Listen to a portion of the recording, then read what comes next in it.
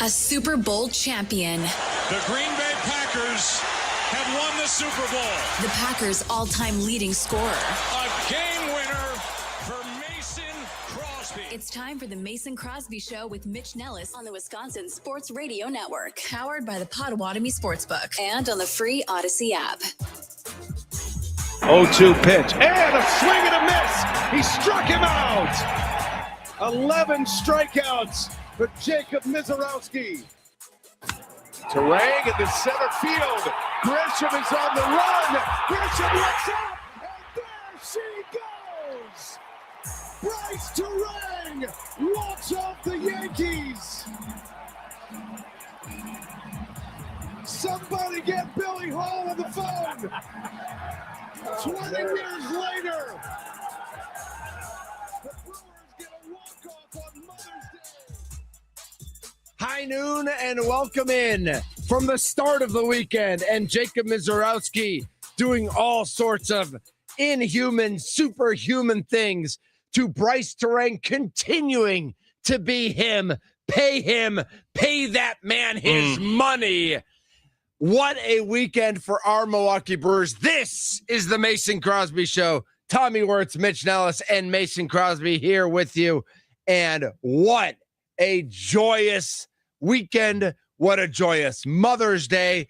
Holy cow. The Brewers are no longer middling around 500. They are the best team in baseball. Well, you said it. I mean, I was going to wait to Memorial Day, but now if they don't win the World Series, this season's a bust. I mean, that's where we're at now. Best pitcher in baseball. They got clutch Bryce Terang. They just find a way to sweep the Yankees. I mean, who can't they beat? Yeah. I mean, who can't they beat? Everybody. Right They beat everybody. There is a legitimate argument. The Brewers have the best starting pitcher, the best catcher, and the best second baseman all in baseball on their team right now. There's a legitimate argument for that. I mean, with how the Miz has performed in that first inning alone, I mean, it's hard to argue that anyone could outpitch him right now. It was crazy to see those numbers. I didn't watch it live, but all of a sudden I see after the first inning, I'm like, what just happened? Yeah. 10 pitches, all of them over 102. Yeah. It's like, Absolutely. imagine coming out your first pitch in a game and just 102. Okay, now what? And now every time he takes the gas off a little bit, these batters are just like, what is going on? It's amazing. It's fun to watch. I mean, 11 strikeouts again. He leads Major League Baseball in strikeouts. He's the man. Yeah. He is the man. He's the man. Bryce Terang is the man. Some of us were already saying this. By some of us, all of us on this show, we're already saying this, that he needs more recognition. I think now it is a mainstream take to call Bryce Terang one of the most underrated players in all of Major League Baseball. I think that's the new wave of everyone wants to kind of appreciate him, but not fully. Except not for us, right? But not for us. He's not underrated by us. No. And But Aaron Judge gave him his flowers yesterday. Yes. That's a Wisconsin sport, professional sports team kind of staple, right?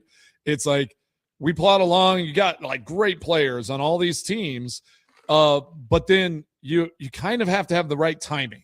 Bryce Terang going and hitting a game-winning home run against the Yankees on Mother's Day. Now he's on everyone's radar. Mm-hmm. Now it's just there's no doubt the type of player that Bryce Terang is. And now the national recognition will start rolling in. And we talked about Terang and we talked about Miz. And Tommy, you mentioned this guy. In the air to right, Judge eases over. This is going to be a race to the plate with the ball game on the line. Here comes Renifo. Here comes the throw. And that's the ball game. 4-3. Brewers beat the Yankees on a Saturday night in Milwaukee.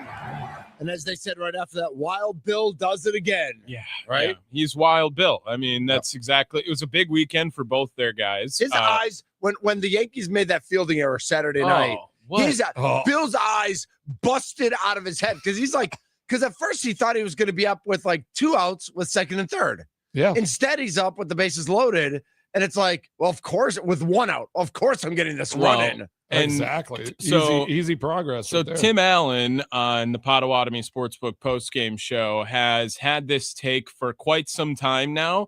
In any leverage sort of at bat, and William Contreras is up at the plate, it's going to be over quick. I mean, he does not see pitches. He is swinging. He is trying to end it.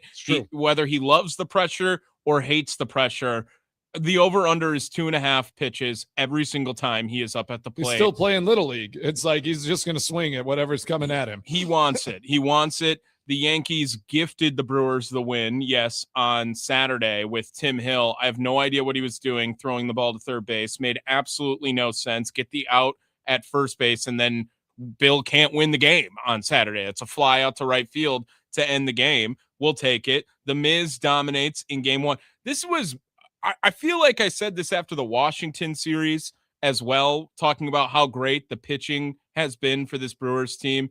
But now, after this Yankees series, where you have a team with the most home runs, a stellar pitching staff on the other side that did a great job as well, like this Brewers pitching staff over the weekend needs all the flowers it can get, and it was led and highlighted by Jacob Mizorowski on Friday night. And Harrison and Henderson. Like, I know Harrison didn't go deep, but he pitched well and kept them in the game, right? Yeah. Henderson kept them in the game. Chad Patrick's bullpen was fantastic as well. He went 3 innings, looked amazing. For a guy that continues to get the short end of the stick every time and just performs whenever. But still a dog, but right? Still like a dog. He came out and was a dog. Yes. Like he's like, hey, I'm sure he wants to be a starter. I'm sure he wants to take the ball every 5th day and just go. But he continues to show that he'll do whatever it takes to help this team. And he doesn't just show up. Like, he performs. And it is fun to watch that, because a lot of guys can't do that. A lot of guys, if you get them out of their, their patterns, we've talked about this before with football players, basketball players, baseball players. You like to be in your pattern. There's a rhythm to it. Yeah, exactly. Like, when you're starting, your days off, what you're doing this day, what you're doing this day. All of a sudden, Chad Patrick's like, hey, we might not have a start for you for a couple weeks. Like, you're not, so can you throw a couple out of the pen? He says, say less, hold my beer. I'm ready. I know to go. You're excited. Logan Henderson got, was getting his flowers and getting his opportunity. DL Hall, I mean, he has to be the best in the bullpen right now, right? I got to ask Tommy this question. Tommy, why don't people like DL Hall? Because we see him perform time after time, and there seems to be a lot of dislike, or maybe it's just not trust that he's not enough looks. Right. Like he just doesn't get enough at bats to be like, oh, is this guy good or not? Like, there's uncertainty, but when he comes in, I mean, he just does what he's supposed to do every time. Here's why. When you play in traffic long enough, you are bound to get hit by a car. Okay. Another Tim Allenism that I'll steal here.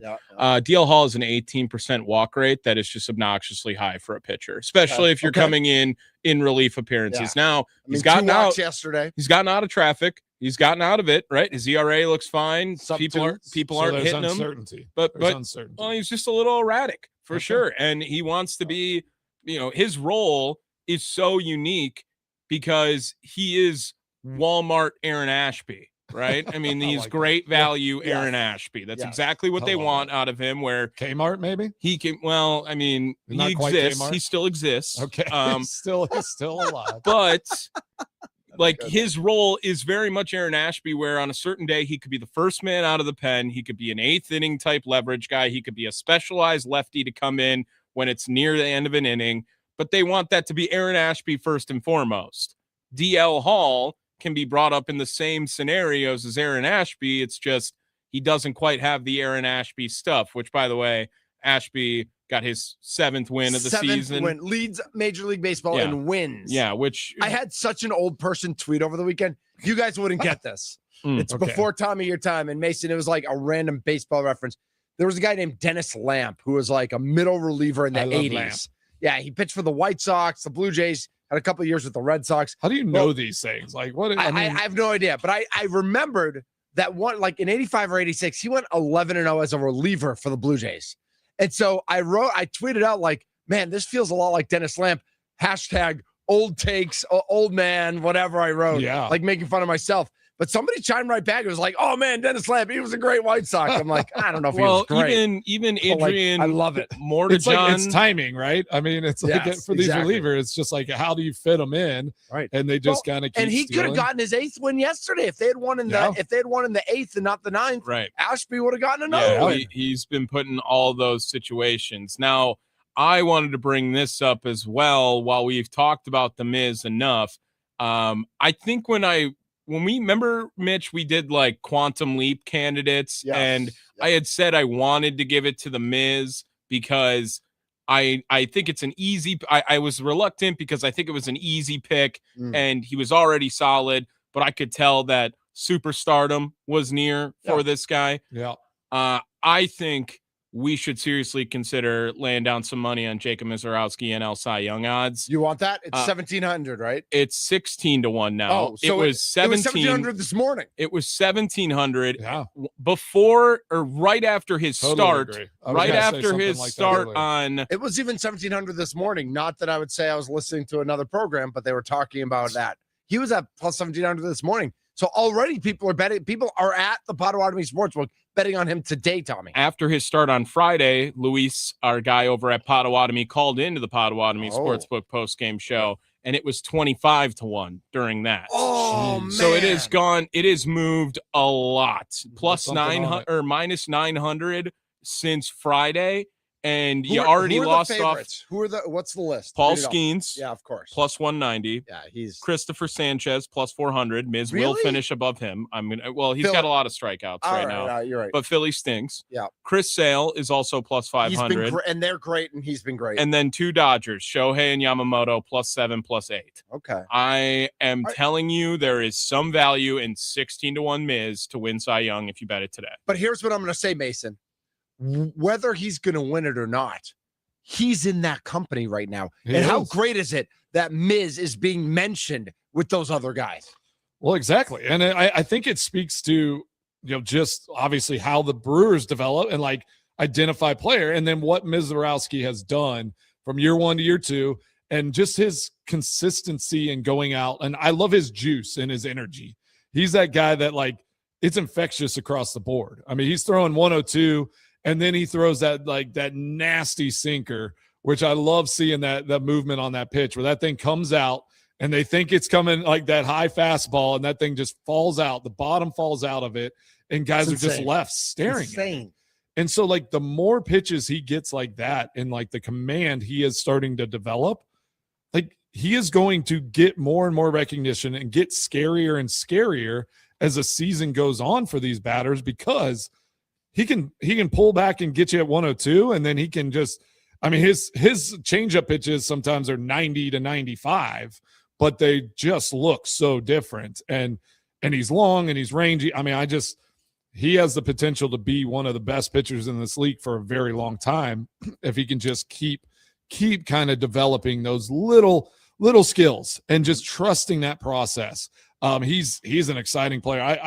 Every time he's on the mound, everybody, like I know Brewers Nation's there, but I think you're seeing more people tuning in nationally where it's just going to be like, I want to watch this guy throw the ball. Yeah. Because it's exciting. He throws 10 pitches in the first inning and just gasses everybody. That is insanity. And I feel like you just don't see that all the time. Never. And so he's unique compared to the rest of those pitchers you have on that. He is so unique in what he's doing that it's exciting. This is fun time for the Brewers. He threw 41 pitches over 100 miles an hour in one outing. He now owns like the 20 fastest pitches by a starting pitcher ever, and he threw 10 of them in one game. This is not, I don't feel like anyone can do this. This is no one. Yeah. Right. No one else can do this. That's like what it feels like it used to be. It's like the closer coming in and like trying to change it up and throw high gas on people. Yep. He's throwing all these pitches and still able to reach back and throw 102 whenever he's on his 70th pitch or whatever. 414-677-1250 is the Nikolai Law Talk and text line. How excited are you? Are we too excited? Are we managing our expectations? Are through the roof? Brewers off today. The first place Padres Their game up on the Dodgers. They come into town this weekend. A couple texts already coming in. I have Terang, William C., and The Miz on my fantasy team. Yes, I'm in first place. T writes in, you're wrong about Terang. He killed it at the WBC, and the nation was watching. So, and what I'll say to T is that I hear you on that, but that's a Wisconsin bias. Yes, he played really well in the World Baseball Classic, but people didn't really notice. I bet there were a lot of people around the country who were that were still just like, who's Bryce Terang? Like, Right. they just didn't know a lot about him. We knew, so we rejoiced in that. But you ask random baseball fan in Boston, New York, Philly, LA, San Diego, and San Francisco, and they'll be like, oh yeah, I heard of that guy. Yeah. They don't know how good he is. We know how good he is. And then 715 put $1 on the Miz to win the Cy Young before the season started at plus 3,400. So he's got $1 to win 34. That's not bad. I'll take that. Those are good odds. Those are good odds. Yeah. I would have done 20, but you know. So I know we have this on the rundown for later in the show. But I wanted to throw this out because it was a discussion I had on text with some of my friends Friday night. My buddy Chad, who's from here, huge everything sports fan, lives outside of Minneapolis and is a season ticket holder for the Timberwolves. And we got into a discussion, not like who's the bigger unicorn, Mizorowski or Wembayama. And I know the Wemby elbow happened, and we'll get into that, but more just like because he was like, Wemby's doing things we've never seen before, which is true. He's 7'5". He's doing things we've never seen before. And I came back with, like throwing 10 pitches, 103 plus in one inning. Yeah. And he's like, all right, good point. Like what? Like we're seeing things we've never seen before right now. That I like my little hesitation stamp I put on, like, whenever I see something this exceptional happening. Yep. Just kind of that little like piece in my brain is like, who can and how long can this be sustained? Right. You know, it's like there is that little hesitation where you're just like, oh, it's real. How long can somebody with that kind of velocity on the pit, like pitching the ball, like how many years is that an option? Obviously we talk to Paul Wagner every week, and he's like, sometimes that arm, he's like, I threw it really hard. And then I had to learn how to pitch later on in my career because it just isn't there anymore. How long is that? How long can Wemby's size and all that? Like I don't know. That I like that conversation. That's a fascinating one. I think watching the Miz pitch and like what he's able to do right now is more of a unicorn. There's been big guys. I mean, you had Yao Ming, you got Shaq era, all those things, but they weren't point guards, right. I guess. Right. Yeah, like I mean, Wemby's an animal, and now he's aggressive. I mean, now he's throwing bows. Like we don't even know what's going on. So what we agreed on at the end of this text conversation, there were like 10 people in it. Is like two things can be true, right? They can They can both be like it's not a competition. There can be two unicorns out there, right? One's an alien. Wemby's an alien, and Miz is a unicorn. That's true. Yeah. I think that's potentially one is real, one's not. So do you think aliens are real? We were concerned. Hold on, Mason. Hold on. No, we're not getting into it. All right, you go. Maybe later. Okay, that's a Friday conversation. That's a Friday conversation. Write down for Friday. Our aliens, because like everything, talking to the rest of our show is lost when we get into this conversation. Aliens, real or not? Exactly. All right, Mace, go ahead. But now I can't think of anything else. I mean, I was going to talk about something stupid like, is this bullpen finally, like we were so worried, right? There was like a 5-game period, I think, where it was like, this bullpen stinks. Like, everybody's trash, all this. And now, do you think they've corrected it? Is Abner Uribe the worst pitcher in the bullpen? He might be. Like at this moment, probably. Well, yeah, but I still think he's not the worst. I still think we can lean on this group more than like we thought for that 5-game period. And I do think that says so much about this group of players on this Brewers team, that organization, what Pat Murphy does, that they can go through these little patches, but they just do not lean on those things. Like when we had Yelich on, he talked into that. It's just like, yeah, we're one game at a time. We're not worried about what's going on, what happened yesterday. Like we move on to the next and we keep plugging along. Yeah. And that mentality is paying dividends. I mean, they were hovered around 500 last week? Yeah. And now they're 22 and 16. Right. Like they've won 4 in a row. That's crazy. 4 games ago. What baseball can do and what this Brewers team is able to how they can shift themselves and finally find some footing. And now they start climbing on it. I'm excited. And I think they play better.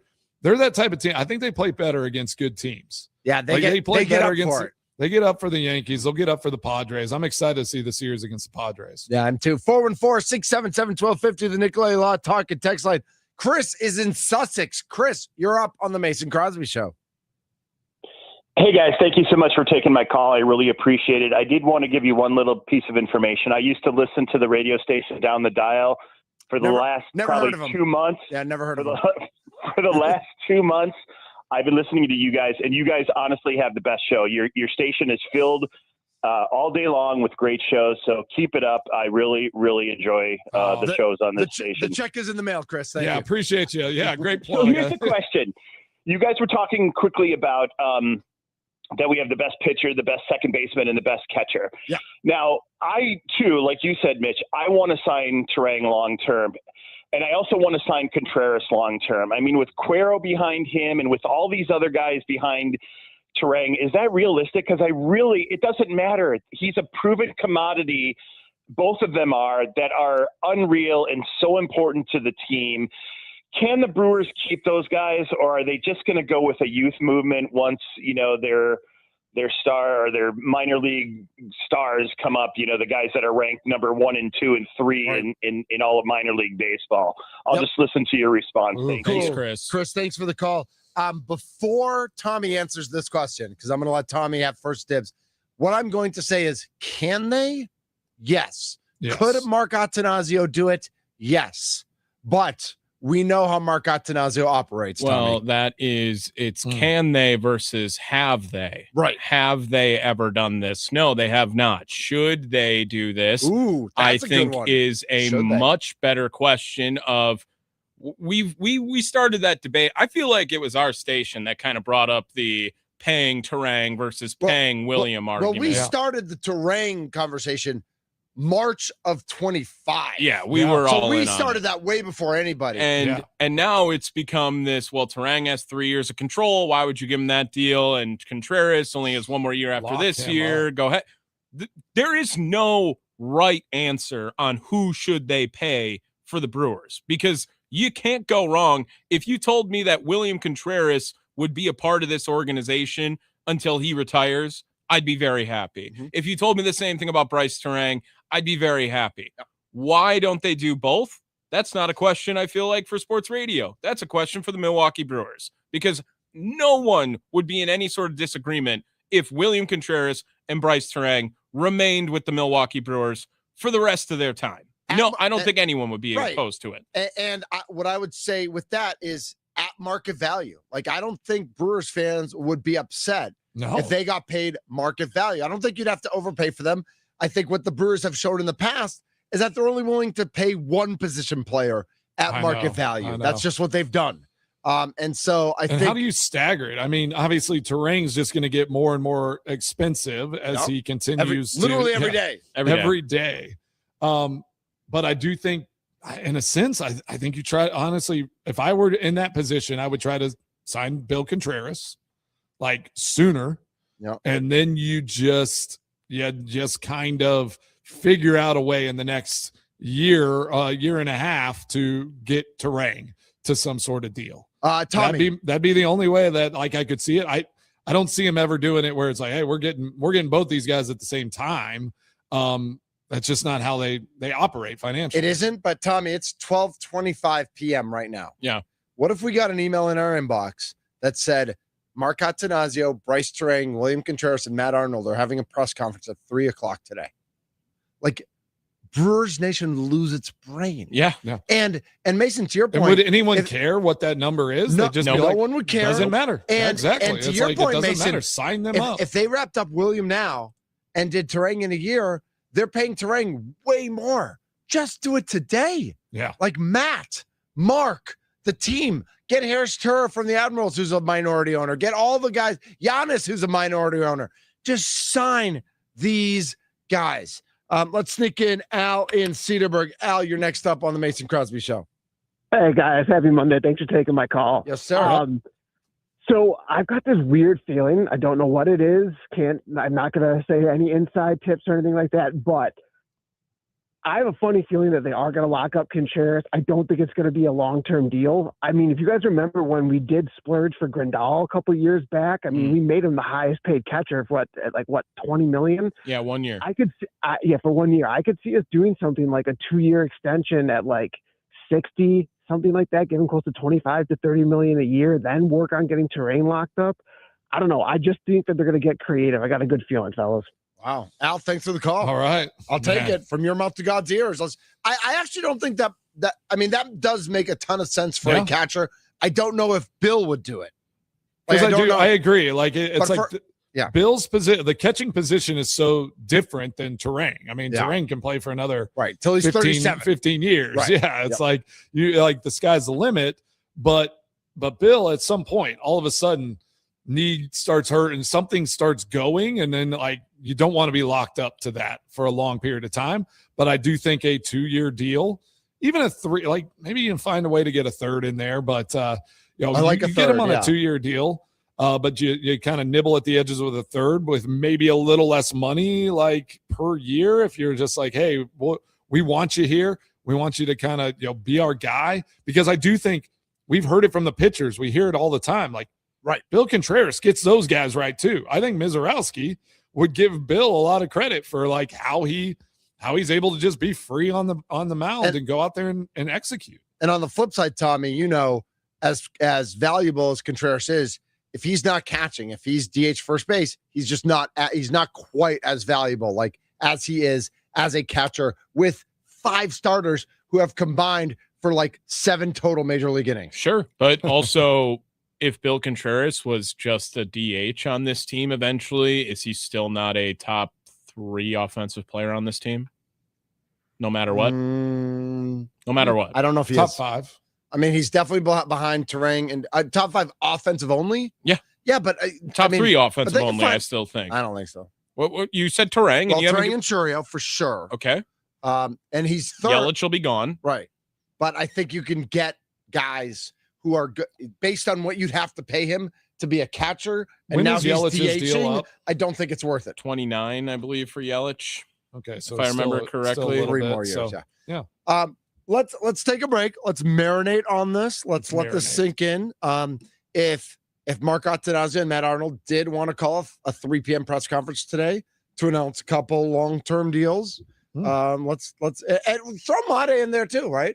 Yeah. I would do the same thing. Throw him in there. Made, Made. Have him in there as well. So, the Bucks got the 10th pick. Let's discuss next on the Mason Crosby Show. Let's do it.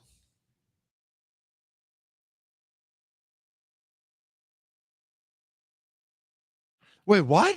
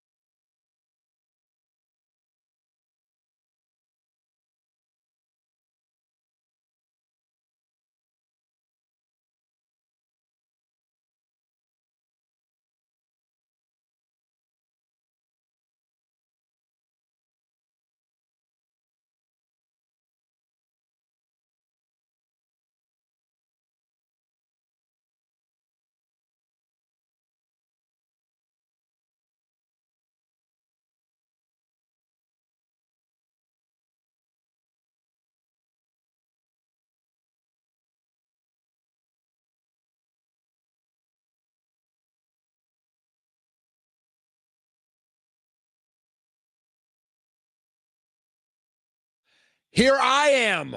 Rock you like a hurricane. My name is Mitch Nellis, a.k.a. Thunder. He's Tommy Wirtz, a.k.a. Tommy Wirtz. I think you're just like Drake May now. You're like Drake May. You're like Tommy Wirtz. Tommy. You're just Tommy. You guys Tommy Wirtz. you can't find a nickname that sticks because Tommy's not my real name. No, that's actually 0% true because Mitch is not my real name. Because you're man, I've never met anyone more married to their government name than you. Like you literally think it's a real thing. Corporate Tommy. And it is not. Big government Tommy. Yeah. It's Big government. Yeah, oh, yeah. Oh, God. I hate that nickname. Let's not do that. BG. The Tommy BG word. BG. Big government. Oh, that'd be amazing. Before we get to Bucks talk, want to wrap up some of the conversation we were just having. Mason, you were doing a little research about what some catchers are making. We figured it out in the break. Yeah. All right. So tell us what some of the highest paid catchers are making in Major League Baseball. Yeah, I was kind of running some numbers down, and it looks like Sean Murphy at the Braves, which you said like he's not even right. I don't even know if he's DHing now or what he's doing because Drake Baldwin's their catcher from Madison. He's getting 15 a year. Alejandro Kirk at the Blue Jays, catching 13.5. Cal Raleigh is 11, but he's gonna he'll get a huge deal. In 2028, Cal Raleigh starts making $24.5 million a year. Okay. For the next 3 years after. Right. And he'll be the highest paid catcher. Yes. And it won't be close. Nobody else. So we're saying like runs today, we have some stuff in the Nikolay Lala Talk and text line and our YouTube channel. And I thought this is like, this might make sense that would a player even sign this year with bargain going into next year? It's a good question. Was just listening to us talking about Eric. Terang and Contreras, Eric Larson on the YouTube Talking Text line or the YouTube channel. Do you think the impending lockout at the end of the season has something to do with like not signing them? That's a good question. It's like once that figures out, but I mean, I would still throw that. I would still throw out 3 for 50 to Bill right now. Well, he'd say like, hey, we'll give you 3 for 50. We have you locked up through 2027. He's due to make 15.5 next year as a player option, which obviously the Brewers would sign. I say the Brewers just throw that out and just say 3 for 50, maybe 3 for 55. Well, I think that's a starting point. Yeah. And Bill, they come back 3 at 60, and then you find that middle ground. Yeah. And you land 3 at 55 and everyone's happy. And now you go and you then you get Terang and you figure that deal out. So Tommy, we figured it out. We figured it out. Are we good here? Are you comfortable with this? Yeah, I think we're good. I think we're good. I don't know why are all the prospects signing deals then before the CBA? That's been a very common theme. Because they get nothing. Maybe like they're not under any deal. Minor league baseball might be going still next year. It might be more popular than Major League Baseball. Well, Nashville. Let's get to some Sounds games. We keep talking about it. See what's up. All right. So we all gathered around. Tommy, you were here. You were ready to go on air, right? I was. Yeah. We talked about it on Friday that if the Pelicans /Hawks /Bucks, if they all jumped into the top 4, we were going to have an NBA draft special program.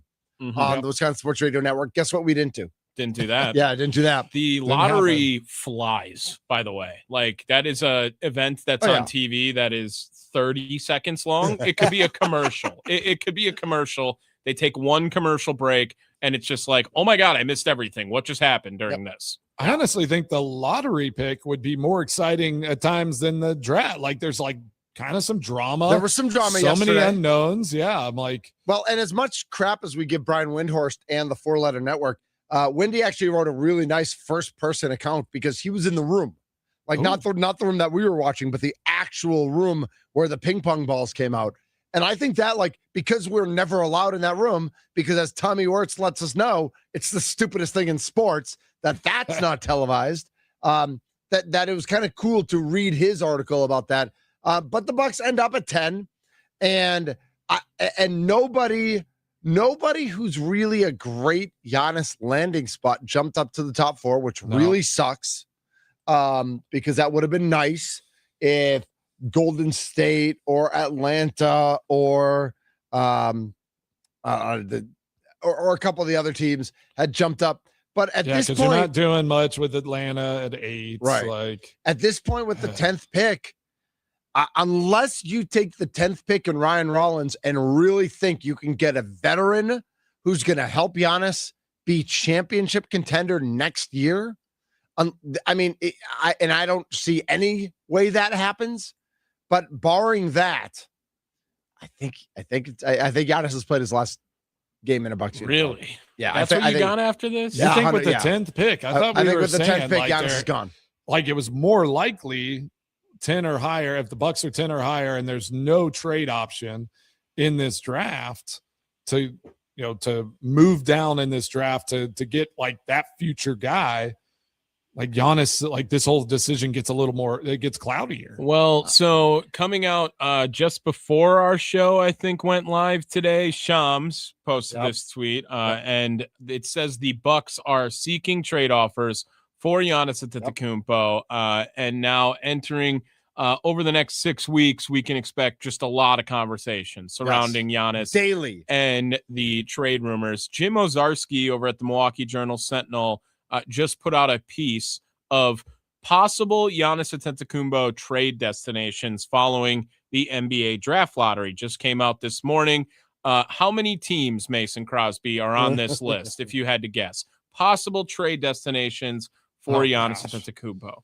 I mean, is it 14? 23 trade teams are listed on this. Great. Under different categories. The more the merrier. Let's go. The categories, I don't want to spoil all of this for Jim Ozarski, but the one category is called young players and draft picks. The next category is called draft pick heavy teams. The next category is called feels like a stretch.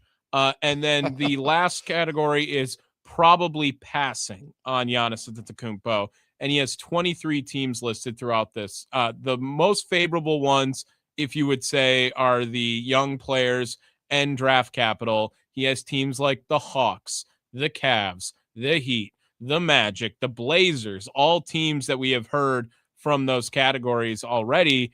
I left this draft lottery thinking that it was very tough for the trade Giannis camp to find any possibility of him moving on from the Milwaukee Bucks. Remember, he has to pass up like $100 million if he wants this trade to happen in this time, as opposed to after October 1st.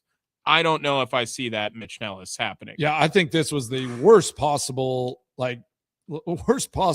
draft number for any kind of movement in our minds of like what is going to happen. Like, it's just like right in a spot where you're like, yeah, you could get you can get a good player there.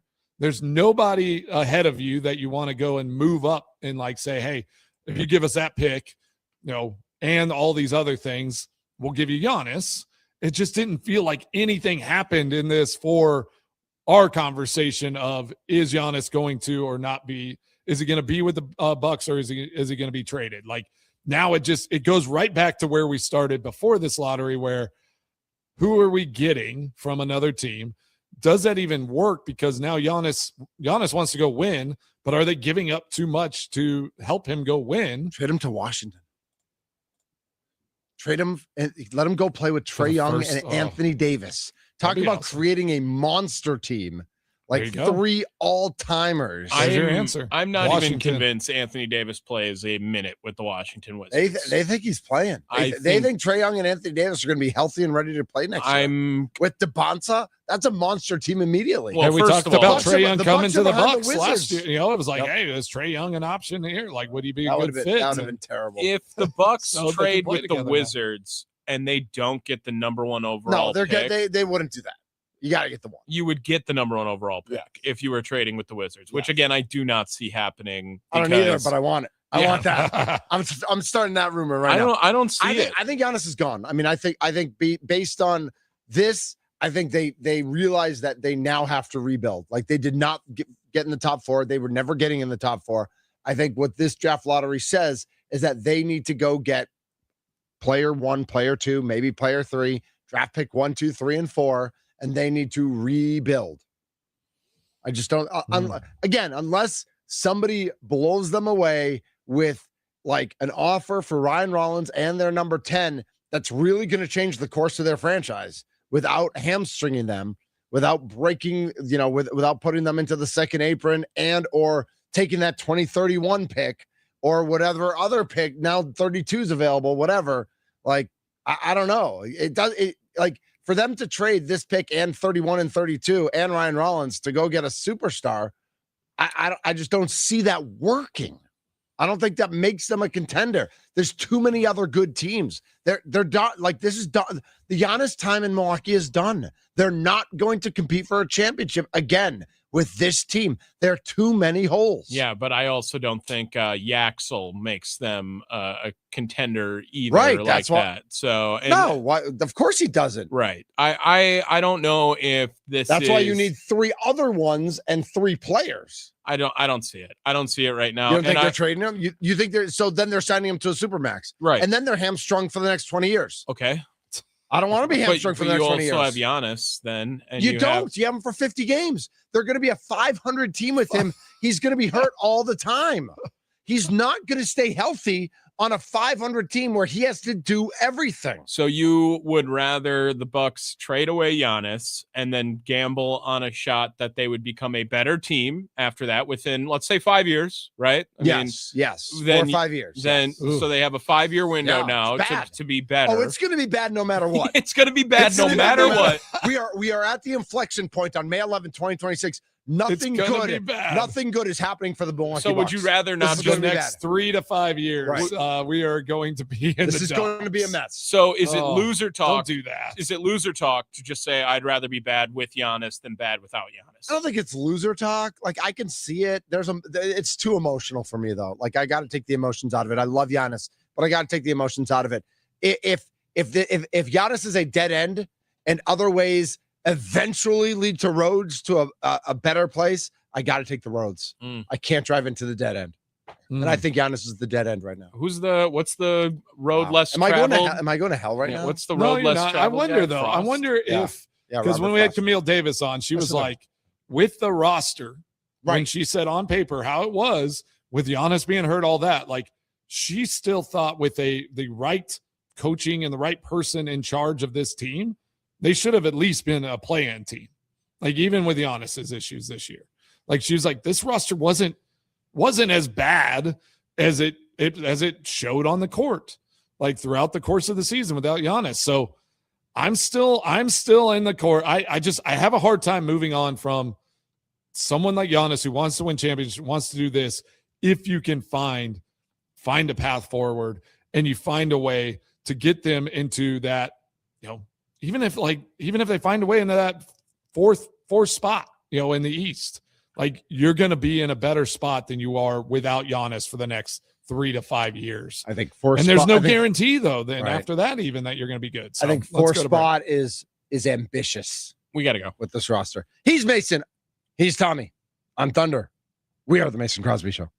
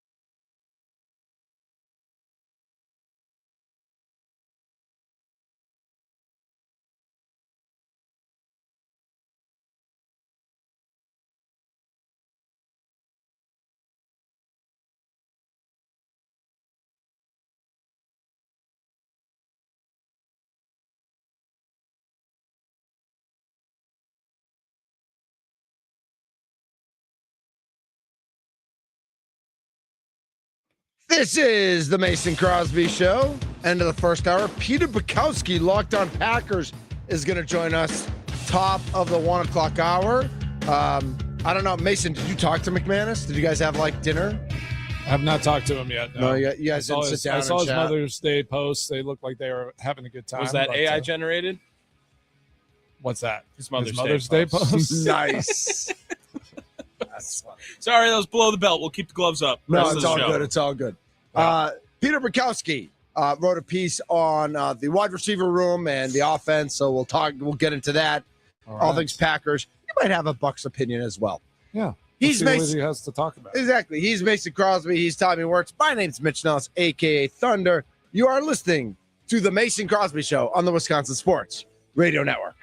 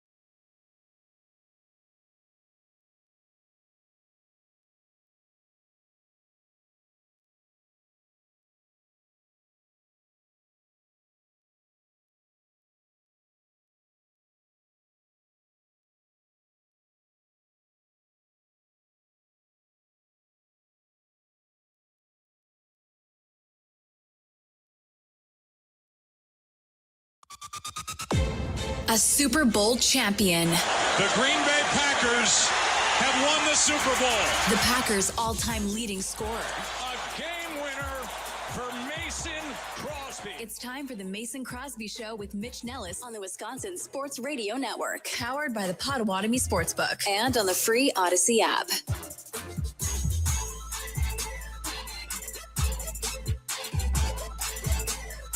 Hour number 2, the 1 o'clock hour of the Mason Crosby Show.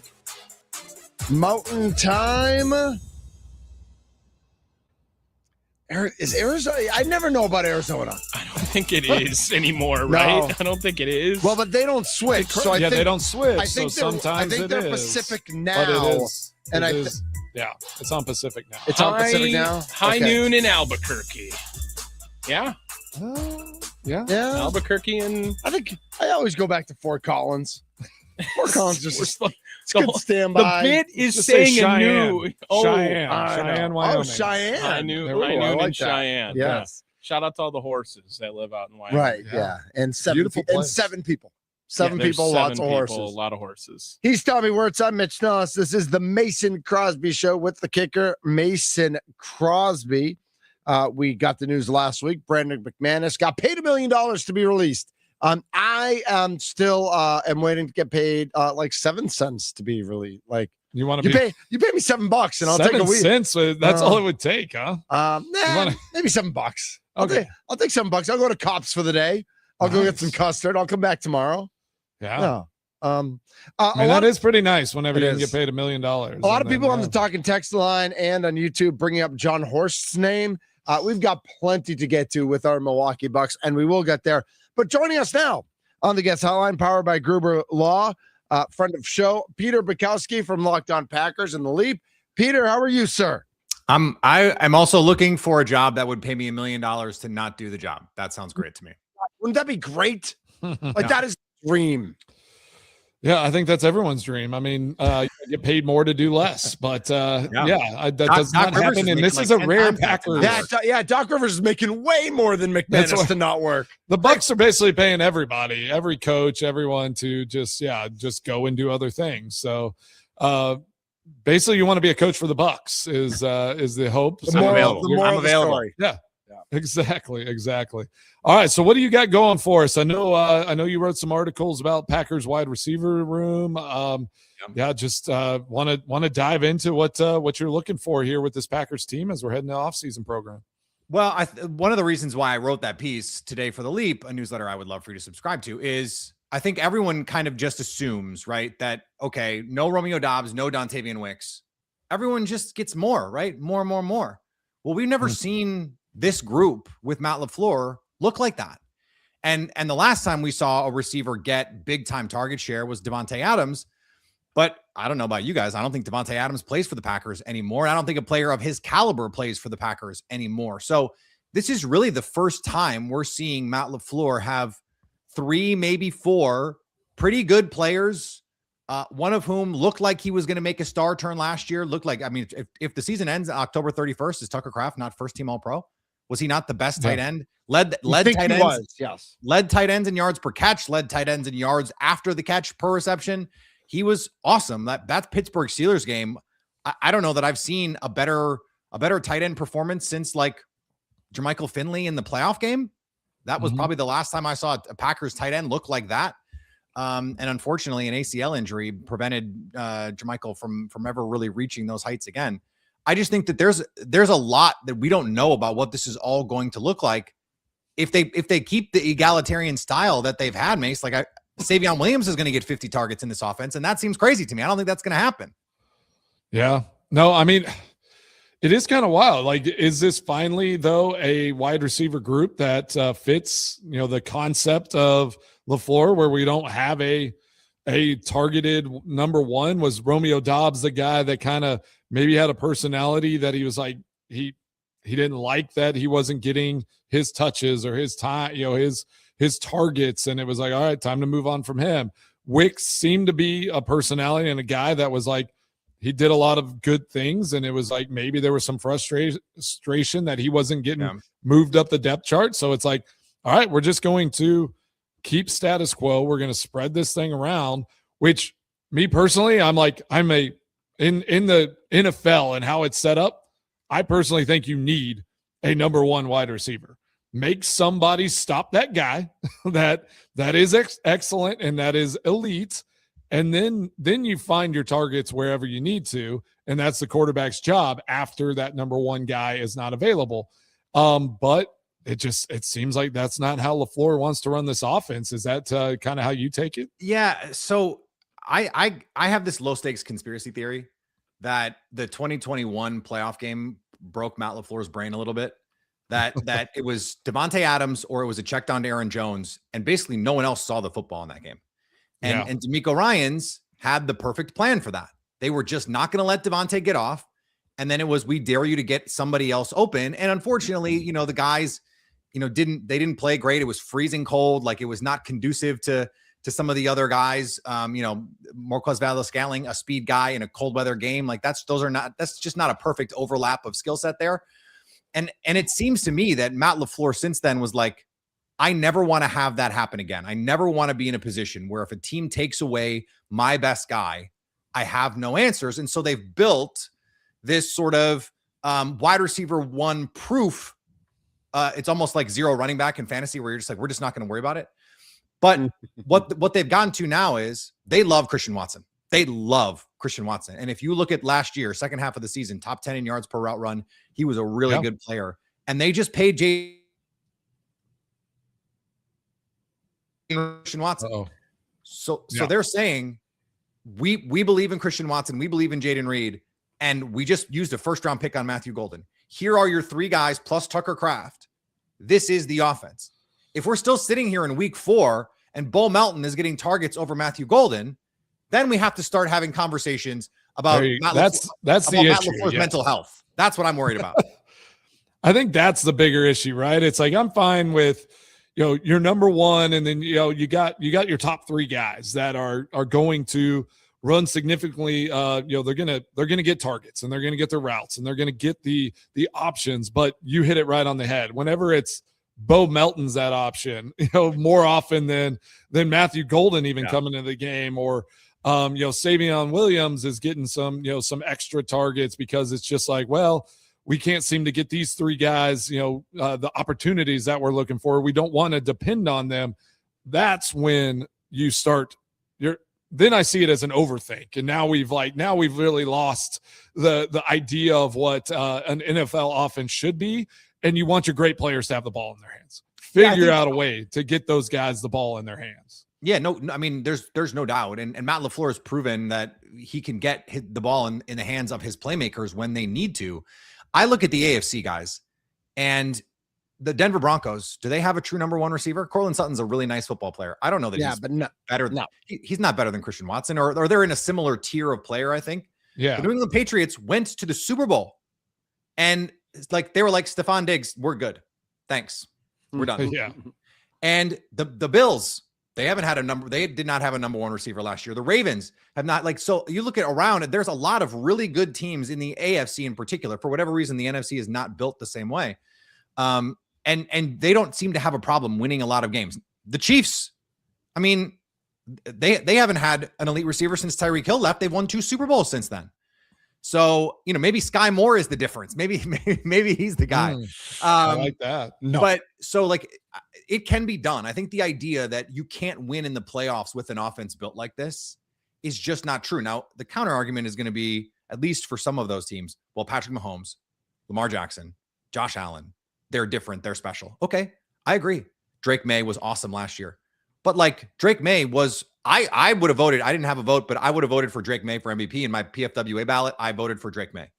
He didn't have a number one receiver. And that's one of the reasons why I voted for him. And he was the most efficient passer in the NFL last year, led the league in ADOT and completion percentage. That shouldn't happen. He was awesome. So I don't see it as something that's going to hold them back ultimately. But I also think Tucker Kraft is your problem solver in the postseason. He's the guy where it's just in the red zone. I think he was 3rd in red zone target rate last year, even in the 8 games that he played. He is their problem solver. 4th down, game on the line against the Cardinals. They get fooled on the coverage against Jonathan Gannon's defense. And who do they go to? Tucker Kraft on a sail route, and it's a big play. I think that's their answer for all of this, is they don't have a wide receiver one because their wide receiver one is Tucker Kraft. Is that also because of the faith they have in Jordan Love in your mind, Peter? 100%. And you know, I've been saying for 2 years now, I think the Packers have built their roster like the Ravens and Bills have built their roster because they think Jordan Love is in that same sort of tier of player. And by the way, Jonathan Gannon said that on the record, that he felt like Jordan Love is in that tier, that he said in that top tier of quarterbacks. And so they certainly believe Love can do everything that is asked of him and more. And that's why he's done a little bit more. I mean, we've seen the evolution. I thought the biggest jump I saw Jordan Love make last year was before the snap.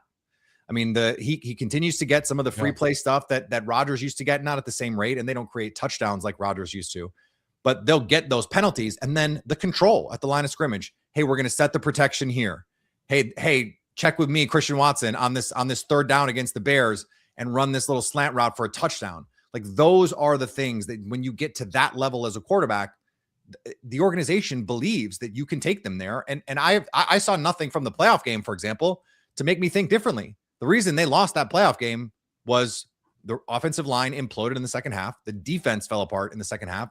And then 2 plays on the last drive, Love throws a dot to Jaden Reed that he drops, and an incredible throw to Christian Watson that Watson thinks he's going to throw in the first window and Love throws in the second window. He misjudges. He could have gotten to it, I think. And he actually said that to me as well on the record. I should have gotten to that ball. And if either one of those guys makes those plays, we're having a very different conversation, I think, about this team generally. Well, you brought up Jonathan Gannon. We finally got to hear from him recently. Yeah, who? So, yeah, exactly. So I'd like to just kind of pick your brain on what you thought of his press conference and kind of where your head is for what this defense is going to be or what it's going to look like. If you were able to decipher anything differently than we were from his press conference into kind of what. Can we have any expectations for this defense, or is it just going to be kind of wait and see what he comes up with with the personnel that's in place? It sure seemed like Jonathan Gannon is just the best BSer ever and got put into that spot. It's like the day before the project was due. He's like, I got it. And that was how his entire press conference felt to me, where it was, I'm Sounds just going to like be that's how he got all his jobs. Vague as possible. Like, I'll figure this out. Right. Like, he told LaFleur, like, I have a mystery box with a scheme in it. If you would rather have that than $5, you can take that. Yeah. Mason, is there a class that they teach at 1265 where they just say, hey, listen, we have to act like we have state secrets in here. And so we need to say nothing in a press conference. Cause they like, that's how they do it. And this is like a PR thing from the top. They don't want to make anybody available. They don't want to, it's just the weirdest. Don't take any videos at practice. It's just like, it's the weirdest thing. But Gannon seems sort of perfectly suited to that, right? Like he is the guy who told Nick Sirianni, I don't have a scheme. And then so Nick Sirianni was like, okay, then you're going to run the Fangio scheme. Like, we're going to tell you what you're going to run. And he went, but the thing is, for a lot of coaches, what is every coach, the first defensive coordinator press conference, it's usually closer to when they were hired, but that's a different story. They say, we're going to be multiple and we're going to fit our scheme to our players. Every defensive coach ever who's had an opening press conference, that has been what they have said. And Joe Barry said that, and we knew he was full of it. So would you rather them lie? I mean, in some ways, like, or like, just tell us what you're going to do. Like, we know what you're going to do. So he, though, in Arizona, he did some weird stuff because he had weird personnel. He played 4 safeties at times last year. I don't even know what do you even call that as a defensive structure? I don't know. And it was because they just double nickel. Double dime. Well, I like double dime. Double dime a lot. Yeah, let's go. We might have to. Double D defense. Oh, the double D. The double D the defense. double D. You would like that. I don't know what he's. But Peter, about. what concerns me about this? Oh, like we're gonna be multi-front. Like all these saying we don't have a base core like way we do things is what you said happened in Arizona against the Packers last year. Like if you're not like fully locked in, if you don't have the smart, like super smart players across the board on defense, and one guy doesn't know exactly the nuance that you're playing in that moment, that's when breakdowns happen. You're going to see breakdown after breakdown, and that's the concern I have whenever it's like, this is not the base that we do, right? Yeah, what is had your a good identity, base, right? We talk about felt identity like a lot. Yeah, identity getting back to your becomes identity. an So issue. he said, and look, he was like, we don't have a playbook. But then he said, okay, I'm going to have them watch tape of, and he named like 6 teams. Well, guess what 5 of those 6 had in common? They're all quarters coverage defenses. So it's like, okay, like maybe it'll look a little bit different. There'll be some nuance, and they'll do some different kinds of things here and there. Ultimately, it's going to be a 2 high safety base quarters coverage kind of defense. Now, I will say, if you look at last year at match quarters, they have this thing. It's an index that measures diversity, and only Brian Flores had a more diverse defense last year than the Arizona Cardinals. And if you look in the first half of the season, they were actually a top 10 defense without very much talent, in part because they're doing some funky stuff. And then injuries piled up, and eventually if you don't have guys, you don't have a team. And they ran out of dudes. And even in the first half of the season, it was like for the first 3 quarters, they were top 5 in EPA per play. And in the fourth quarter, they're like 32nd because you just run out of talent. Eventually, talent wins. You can muck it up with junk schemes when you have no talent. We saw in 2022, they played a very vanilla style of defense in Philadelphia, but that's because they had Darius Slay and James Bradbury and a stable of pass rushers. But guess what? They did the next year too with Sean Desai trying to run the same defense.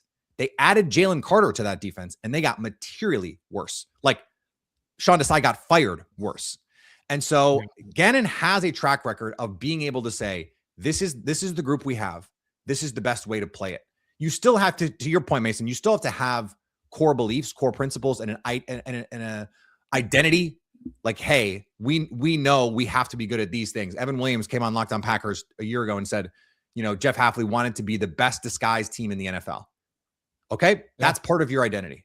So what is that for Jonathan Gannon? And I think the fact that he wasn't willing to articulate that or wasn't able to articulate that, I do think there is some questions there. Like there is some concern there, but his track record says he really does do that. He really does mold what he does to his players. We'll know by week 6, like what this defense is supposed to be. Yeah. We got Peter Bukowski on the Mason Crosby Show, Locked On Packers. You can find him at Peter_Bukowski on his socials. NFL defense. If you can't, disguise things and do all of that, then you're not winning many games anyways. I mean, I've told these guys. That was the best line I thought in the press conference. He said, if you get checkmated before the snap, you just can't play NFL defense. And exactly. That's a banger line too. Your DBs should be able to roll, and they should be running quarters, but look like it's cover 1, or they should just be showing all kinds of things. But that takes the right coaching and the right teaching and all of that. And so I'm always cautiously optimistic until you hit the grass on any of these types of things. But to your point about the Packers and their coaching and teaching of how to talk at press conferences or what you give the media. I think I've told these guys before that there was one time where I gave a little too much insight into the operation of like what we did in a field goal situation or whatever. And I got pulled up to the communication, area. And they basically gave me a lecture and a coaching on like, let's just, it was almost like Office Space, right? Like, we don't do that here. Stop. We're going to need you to just pull back a little bit and not give that information anymore. So everything's a little close to the vest because they don't have to, right? Like it doesn't, like the Packer fan, like they're not going to move the needle. If they give more information, are they going to gain other fans or do other things? Like it's, other places are always trying to drive attention and media forward. The Packers just don't have to do that all the time. Yeah, we should get Jason Waller's an In-A-Tech mug. That would be great. Yeah, exactly. In-A-Tech. I would love that. Oh, that's the best. Peter, I don't know if you know this. You're on a show with the former kicker of the Green Bay Packers. I did know that. They just got a I've been a fan of Mitch for a long time. Yeah. Yeah. Smack that. Get on the floor. Smack that. So now with a newly drafted kicker and Brandon McManus out, your thoughts on the Packers drafting Trey Smack and now the easiest kicker competition ever, where he literally has to go up against a substitute teacher. Well, the substitute Man, teacher such has a the hater. Packers, and I hate to say this in front of Mason Crosby, but the Say substitute it. teacher has the Packers record for It's longest true. field goal. True story. True and story. so, Ever in like, a game. So there they're was just going to certainly- be hitting 63 yarders every day at practice, just bombing kicks. In the middle of the season, there were people going, "Hey, Lucas Haversack could just be the kicker over Brandon McManus," and that's because Brandon played hurt, and there's a lot of things that went on there. I think it's pretty clear the Packers had just had enough, right? Like they were over it. Why they needed to wait until after the draft to be over it cost them $1 million. I don't care. It's not my money. But I did think it was interesting, like of all the coaches to say interesting things, for it to be the special teams coach and for him to say the thing that stood out to them about Trey Smack was his straight ball flight, I thought was really interesting because Brandon McManus, he would hit a cut, he would hit a draw. A guy you may know, Mason Crosby, it's some movement on his ball. Like I would actually love to hear from Mason about what he thinks the pros and cons of it being a straight ball kicker is, especially in a place like Lambeau Field, because I do understand why they would say, like, actually, we think this is a great thing for him.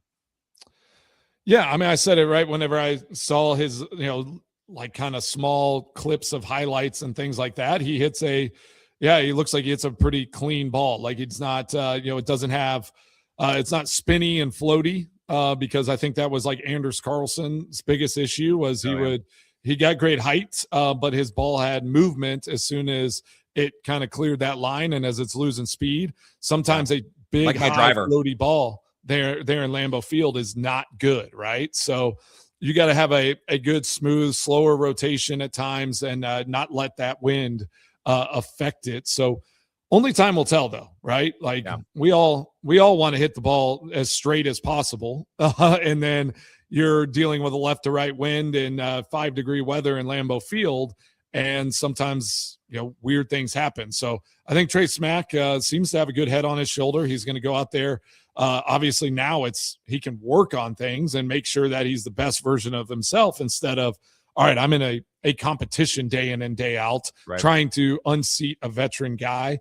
I hate, I know McManus, I've known him for years. I was relatively surprised whenever they gave him the deal and like had him in Green Bay because he just, for me, doesn't fit the Green Bay way, if we want to call it, of like how guys operate. Like, I don't think he wants to be there in the offseason. I'm not sure what will come out, if ever, because Green Bay doesn't talk about things. When he was injured, was he a consummate pro, getting all the treatment and the work done and the things done that he needed to get done? I've just heard things about him in Denver and, Jacksonville and like how he operates that, like I can hear what you're saying. He might have just rubbed them the wrong way there in Green Bay. Yeah, I think it speaks to their desperation to get the kicker situation figured out. I mean, I think they were just like, please, anyone, save us. And that was where and then he comes out, right? Like, what was it, week 3 against Houston and kicks the game winner. And it's like, okay, he is a crowned hero now. I mean, that's part of it. I will tell you, our Locked On Gators host texted me when the Packers made that pick. And was like, because he knew Chris McClellan as well, because McClellan was at Florida, and so we were chatting a little bit about McClellan. He had interviewed McClellan a couple of times. Actually, gave me this really great nugget. I'll share with you as an aside that he asked Chris, "Why are you transferring from Florida?" And he said, "Because I need better. I want better conditioning and better positional coaching. It was not like I want to play more. It was I want a better avenue to improve," which I think speaks a lot to a pretty mature young player. To think that at 20 years old, you're like, I need better coaching. I need better nutrition and strength and conditioning. Like, I think that's a pretty cool thing. But then he texted me when the Packers drafted Trey Smack, and the text that I haven't memorized at this point because I just think it's so funny. Trey Smack to GOAT, I would die for him. That was his explanation of Trey Smack. Like, he was a beloved guy among Gators fans. Super high energy guy, just like apparently in practice is just a demon. Like, is that like the proverbial wants to compete 100% every rep all the time? All right, Mason, can that exist in the NFL? Like, can that college type of infectious energy by a kicker translate to an NFL training camp, practice, OTAs, etc.? Yeah, I mean, I think so to a point. I think as long as he handles himself like professionally and like understands his role in that locker room, I think guys will enjoy that, right? But you got to performance is all that matters, right? In the NFL, it's like if you go out and you have a bunch of energy and you do all that, and you you don't step up and perform even in practice, like guys, it will wear thin, especially during training camp. It's like you got to go out, you got to execute your kicks. They just, whenever you go out in the field goal period, they're looking at it as a break for themselves. They don't need you to hype them up or get anything going. But I do think that energy is good. Like you want to know you care. You're invested in that. It matters to you. And so if that's the where the energy is coming from, that can always be a positive. It's not like he was like the guy from The Replacements where he is like smoking a cigarette on the sideline and like doing dances after he makes field goals. Like that's not what it was. It was more just like guys would love that too, honestly. Well, I mean, if you're like a character, they love that. They love that as well. Yeah, well, especially if you make your kicks, right? It was more just like this guy's crazy. He's a funny, high energy guy. I mean, we can see that even in some of the small social clips that they put out. He seems like a funny guy, like a guy you like to be around, and that's like. That there is a culture element there, but at the end of the day, it is the Brian Gutekunst. Like, did it go through the uprights or not? And that's ultimately all that is going to matter to anybody is if you're going to make your kicks. You could say not a word to anybody. You could be a Buddhist monk, but if you make every kick, you're everyone's favorite guy.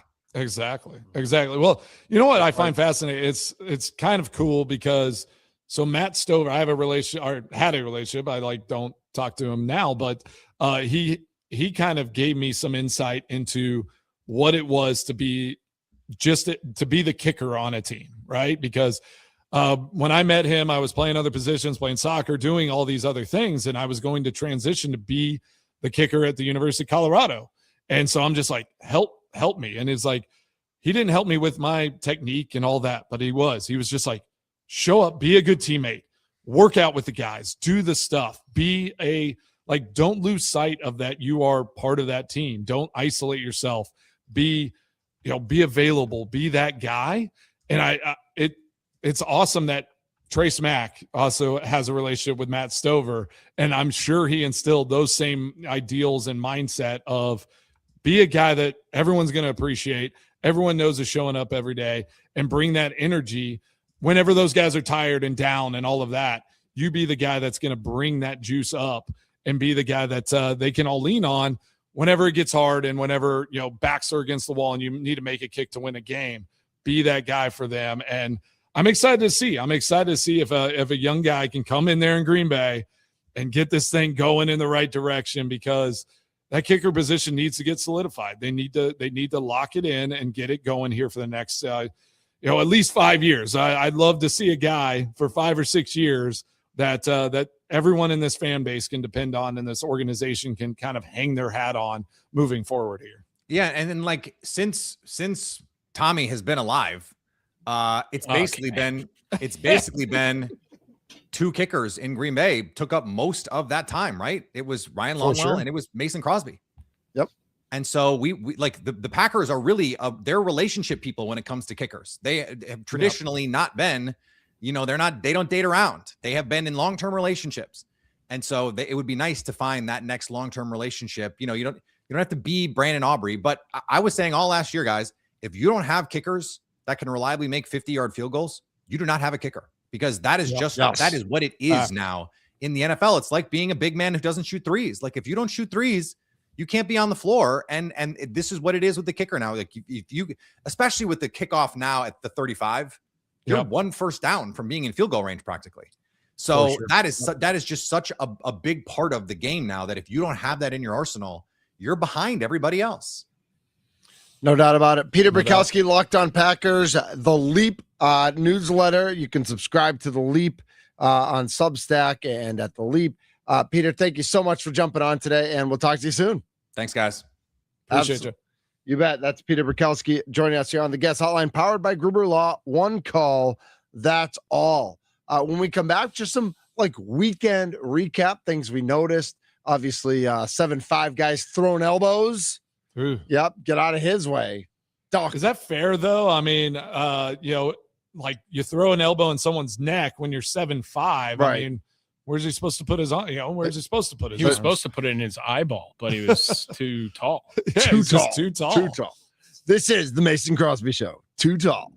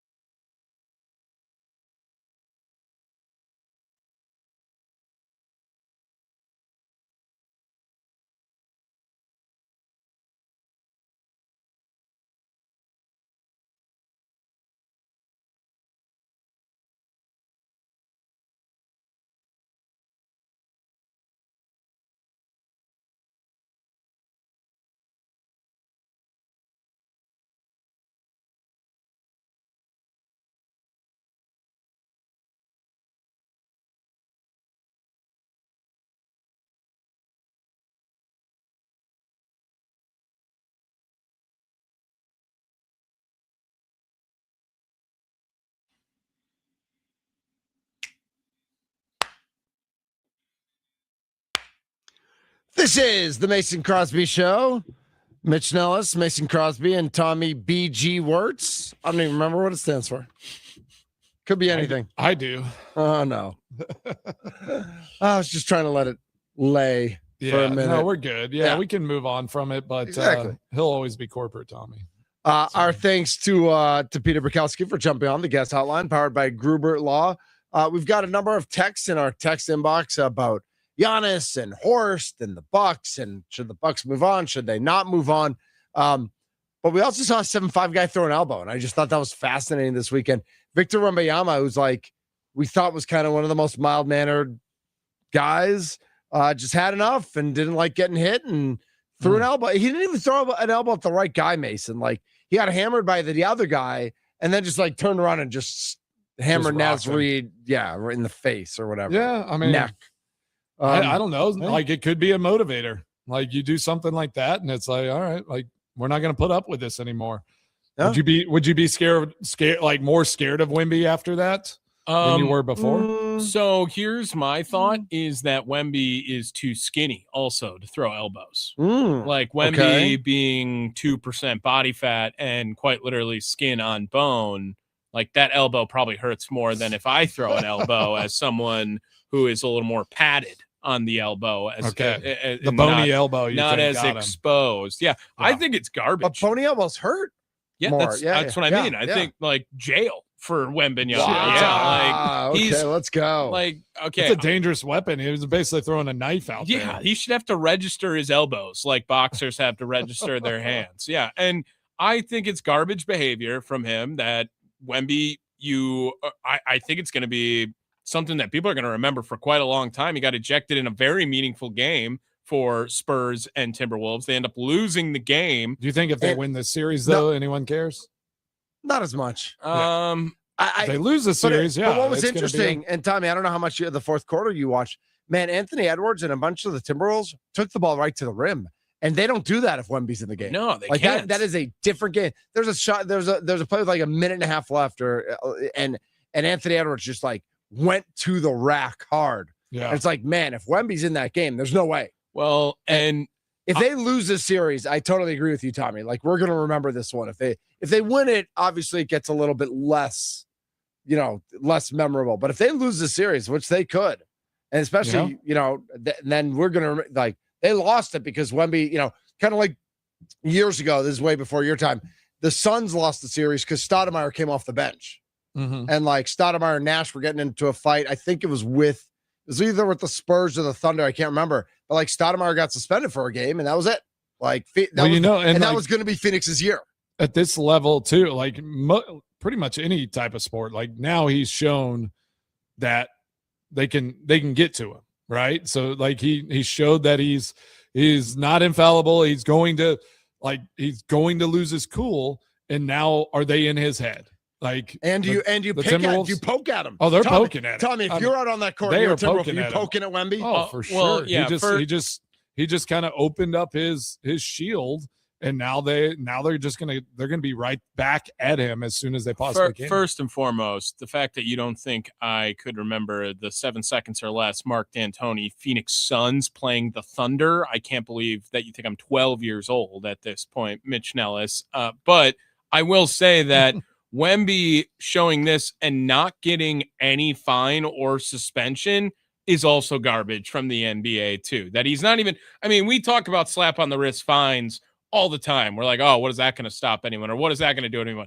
The NBA just clearly punted and said, we're not going to take Wemby out of a game. We'll just punish him to nothing. So almost respect for the NBA to say, no, Wemby's more valuable to this series than anything else that could possibly be on the table. So you think he should have a suspension, but should he have been suspended? Hell yeah, he should have been suspended in this game. Like, I'm glad he's not from a fan of the NBA playoff standpoint, I guess.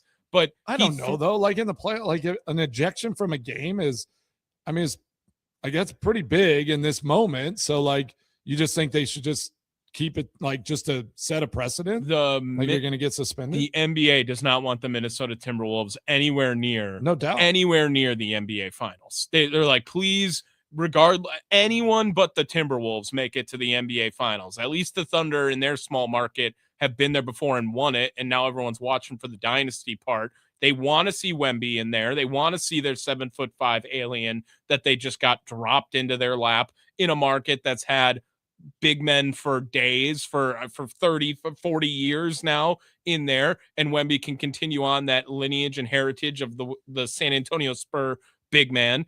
If Draymond Green does that, he's playing the next day.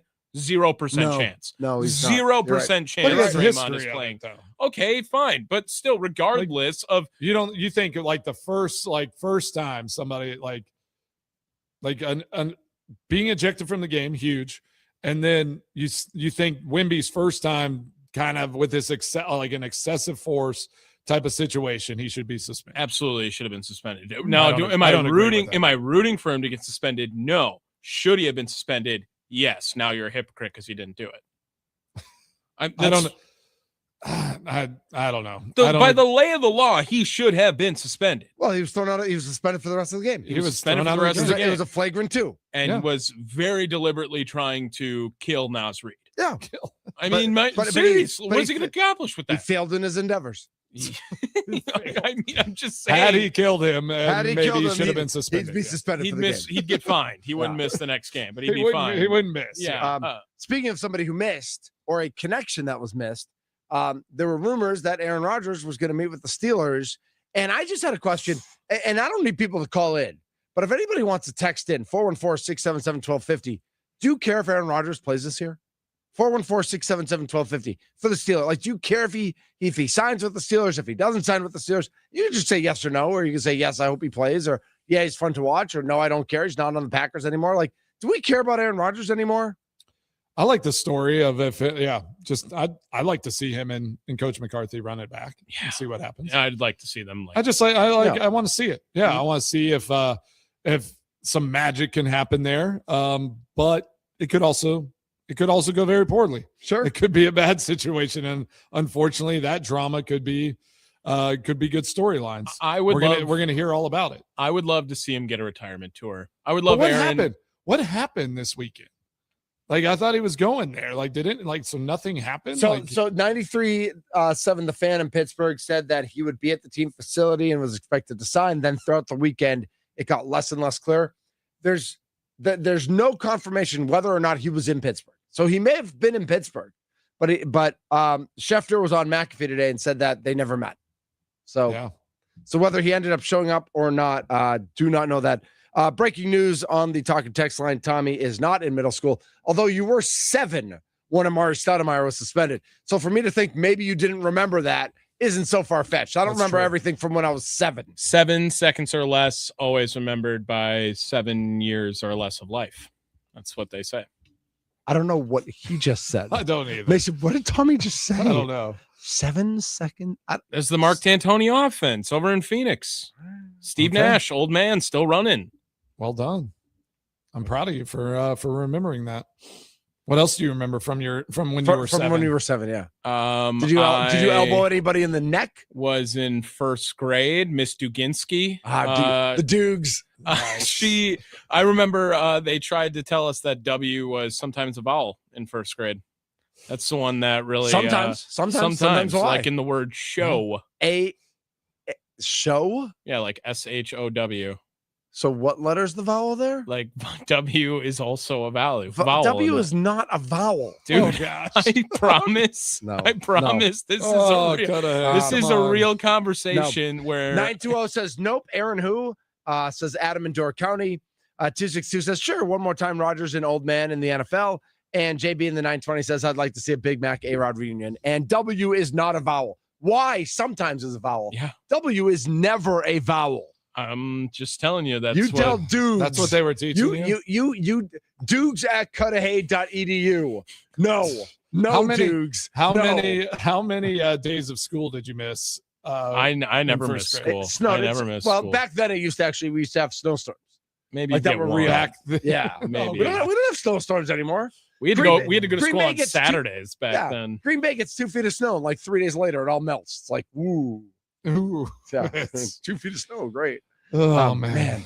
Yeah, you get like 1 inch where you live, Crosby, yeah. and it's like shut down the city. It's been wild living down here and how late what they shut everything down for. What do you got there, I Tommy? just got a text that said this show needs to end. It's hurting my brain. Yeah, too many vowels in the word show. Whoa. He's Tommy, he's Mason. I'm Thunder. Mason's Extra Points next on the Mason Crosby Show. I love it.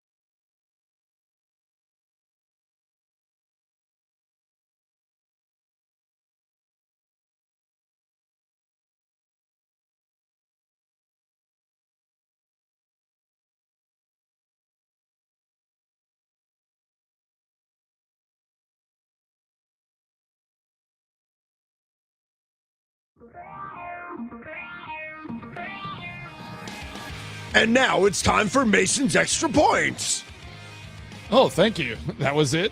It's just the time. Yeah. It's Monday. Thanks for listening to the Mason Crosby Show. Thanks to Mitch Thunder Nellis and Tommy BG Wirtz and all of his nicknames. Tommy, you don't like you're not even smiling anymore whenever we give you nicknames. He's not even looking at the screen. He's like editing 19 different Are you pieces of still video. you're It's still a promo day, 7-year-old baby. and not It's paying promo day. attention. It is new promo day. That is it's a big day here on a Monday. Did y'all always. did you celebrate Mother's Day properly? Did everyone get taken I care of did, yeah, yesterday? We saw went the to- Sheep Detective. You should take the kids to Sheep Detective with Sheep Molly. Detective. Yeah, they'll love Okay. it. Yep. Okay. We had breakfast on Sunday morning for Mother's Day. Happy Mother's Day to Mommy Tommy. Nice. We also Breakfast works, I guess. Nora's in the Never Ending Story at First Stage. So again, everyone listening in southeastern Wisconsin, next weekend, come to the Never Ending Story at First Stage. Oh, Yeah, I love it. Yeah. Never ending story. Such a great. It's yeah. so for the Turn show. around. Yeah. They don't play the song in the. Yeah, they Oh. should. They should play it over the speaker at the end. Like They as- should. Just as it's closing out. No Brewers game today, so Tommy's got the night off. We'll be back tomorrow. Padres in town, and let's do it again tomorrow, Mace. Well, let's do it. Ready to roll. He's Mason Crosby. He's Tommy Wirtz. My name's Mitch Nellis. We are the Mason Crosby Show. I was Woo! Yeah!